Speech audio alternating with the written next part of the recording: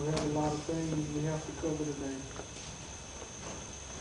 Let us get into it. If you would, please stand with your Bible.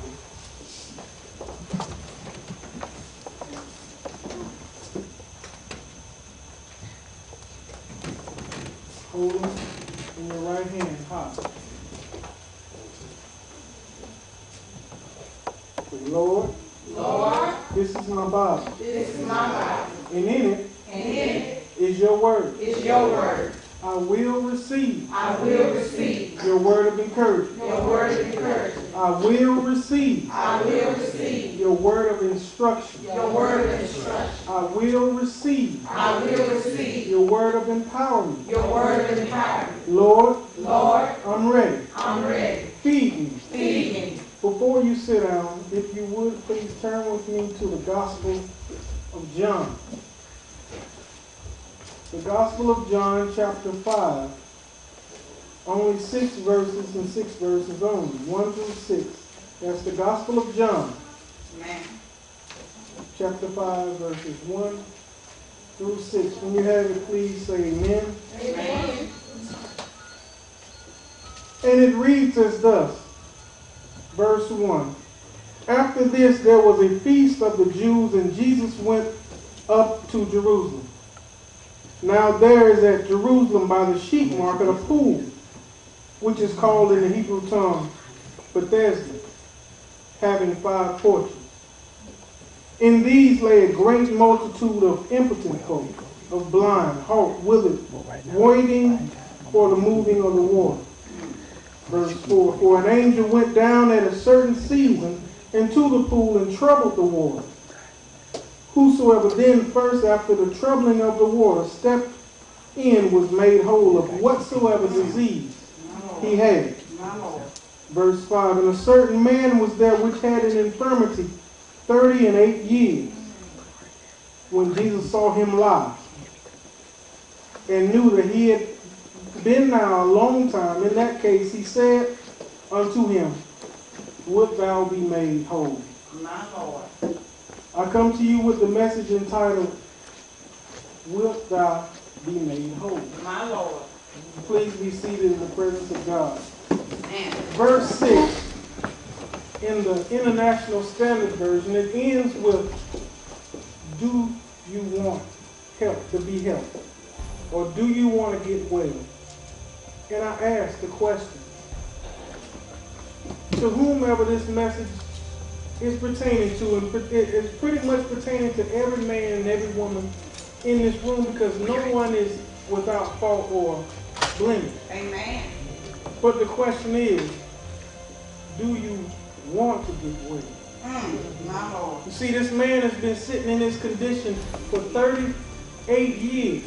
Some of us been in our circumstance, whatever it may be. For some 10, some 5, some 15, some 20 years. Yeah. I ask the question, do you want to get well? Amen. Now, before I go any further, I need to ask you one question. Do you love your pastor? Amen. Okay, and I hope you feel the same after this message, because it's not a sermon that I'm gonna get a lot of amens on. But it has to be said, amen. Come on with it. Come on with it. The topic is called, do you want to get well? Yeah. In other words, have you somehow, some way got comfortable with your present circumstance so long My that Lord. the will to change has never preceded the want to change? My Lord. Have we gotten so comfortable in our circumstances, in our way of life, that we've learned to just live with it? My Lord. And I'm pretty sure, knowing that everyone in this room has circumstances or has, how can I say, something that they would like to change. Yeah. Yeah. With a raise of hand. All those who want to change, who were waiting on that change. Amen. Say amen. Amen. Okay, well then, if we are willing to make a change, the 3 things that we must do, amen? Amen. Number 1, we must confess that we have a problem. My Lord. Number 2, we must conclude that the will and the need to change is present. And number 4, we must commit ourselves fully to that change. Now let's look at the first one. We must confess that we have a problem. That's the first problem with most of us. Confessing or admitting that we have a problem. See, we can profess someone else's fault, someone else's problem, someone else's condition. He's not smart. He don't know this. He don't know that. He can't do this. She can't do that. She's so and so. But what about me? The one you look at in the mirror. You know, some of us sleeping with the enemy and we the only one in the bed. Can I keep going? You see, it's easy for us to point the finger and say what the next person don't have, or what they lack, or what's wrong with them, instead of looking at ourselves. Matter of fact, if you show me a person that points at everybody else, I show you a person that'll never look at themselves. Amen? Now, number 1, confess that we have a problem. Problem in this text is infirmity. The Bible says that in verse 3, these lay a great multitude of impotent folk. Folk that has become weakened. Your infirmity is a sickness. But you say, Pastor Starks, I'm not sick. I'm doing good right now. I'm not talking about that kind of sickness. A sickness is something that's controlling you or weakening you in the spirit realm. A sickness is something that'll take you and tear you away from the desire to come to church when you know you should.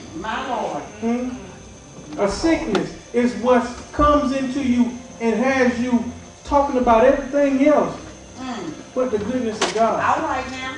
That's sickness, because it weakens you in the spirit realm. It breaks you down in the spirit realm. It's an infirmity of the spirit. Now, it may be a stronghold. Now, what's a stronghold? A stronghold is something that holds on to you, but it holds on to you strong. Amen? And a stronghold is something that's been there for a while. The longer it's been there, the longer the habit, the longer the condition, the longer the attitude. Attitudes are infirmities too. Come on with it. Amen? A lying spirit is a stronghold. A controlling spirit is a stronghold. Matter of fact, those two spirits is funny because it's a disease, but it affects everybody else except the one that got it. But strongholds set in the flesh. There are things that we just can't shake loose of. My Lord. They set in the flesh. And things like pride. Not willing to be humble enough to say you need God. I've been doing this on my own. I'm independent. I done went through all these things and I made it. You ain't made nothing. Because the mere fact that you're still here is because God had his hand upon you.